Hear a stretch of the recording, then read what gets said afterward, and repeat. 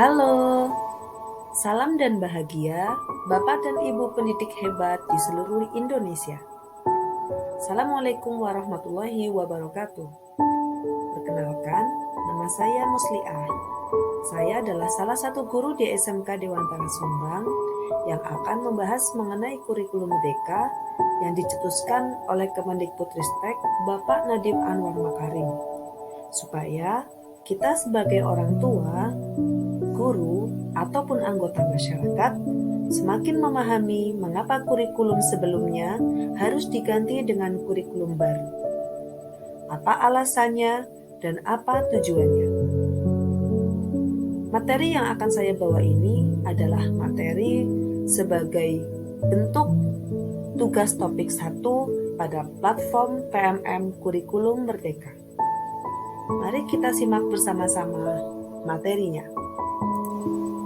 Kurikulum Merdeka dirancang sebagai bagian dari upaya Kemendikbudristek untuk mengatasi krisis belajar yang telah lama dihadapi yang menjadi semakin parah karena pandemi COVID-19.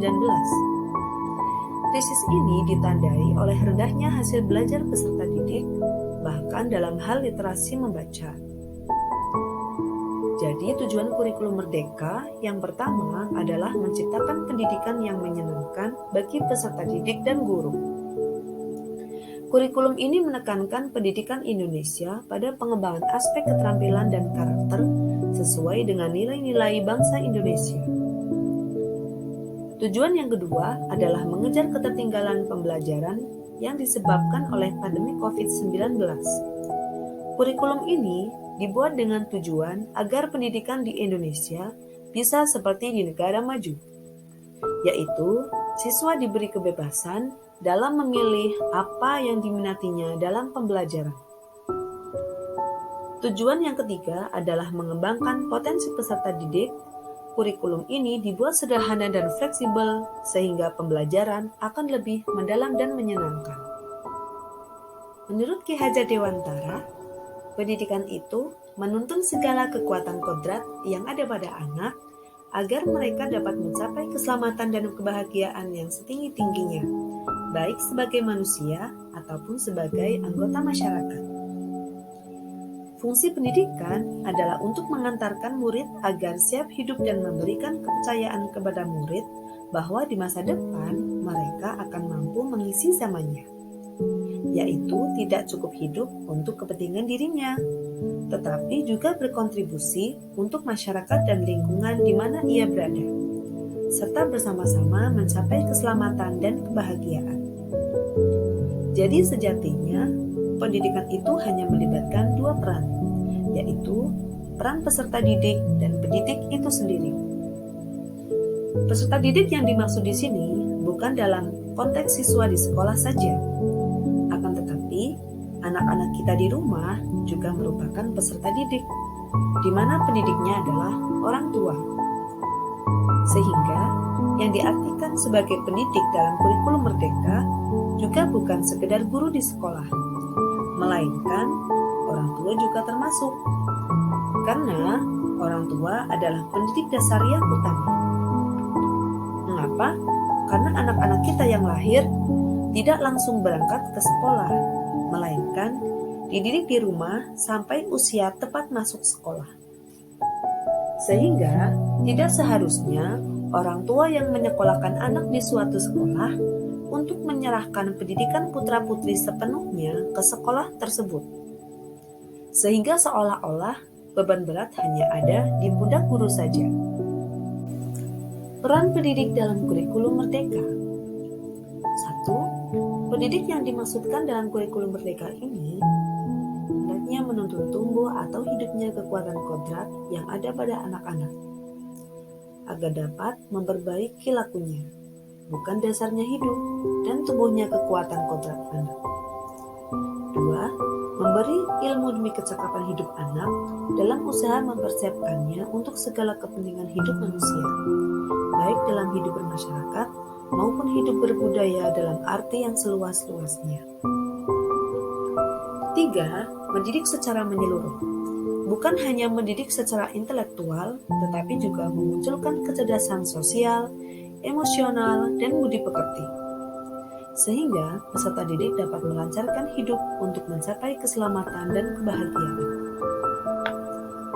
4. Pendidik harus mampu memahami kodrat murid sebagai individu yang sadar, mampu memikirkan, memahami, merasakan, berempati, berkehendak, dan bertindak.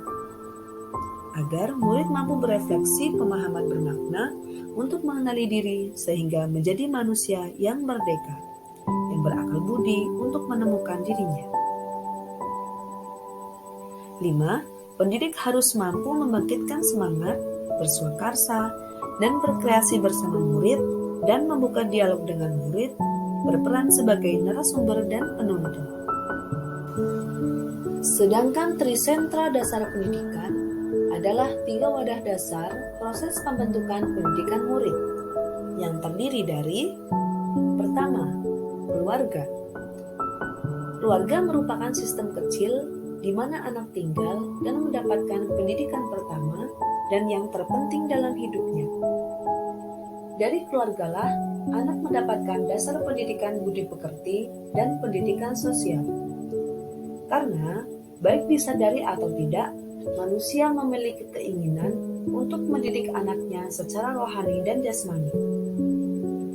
Keluarga yang dimaksud di sini juga bukan sekedar keluarga inti saja, yaitu ayah dan ibu, tetapi yang lebih luas, yaitu orang-orang dewasa yang ikut serta merawat, memelihara, melindungi, dan peduli terhadap tumbuh kembang anak. Yang kedua adalah sekolah. Sekolah merupakan wadah yang memfasilitasi pengembangan intelektual murid, serta menuntun murid menemukan wawasan ilmu pengetahuan yang lebih luas. Yang ketiga adalah masyarakat, yaitu merupakan wadah yang memfasilitasi murid untuk mengaktualisasikan dirinya dan mengembangkan watak. Masyarakat inilah yang akan menjadi penguat pendidikan, baik itu kecerdasan budi pekerti dan sosial emosional murid. Masyarakat merupakan lingkungan pembelajaran murid atau dapat juga dikatakan sebagai laboratorium pendidikan murid untuk menumbuh kembangkan apa yang telah didapatkan di keluarga dan di sekolah.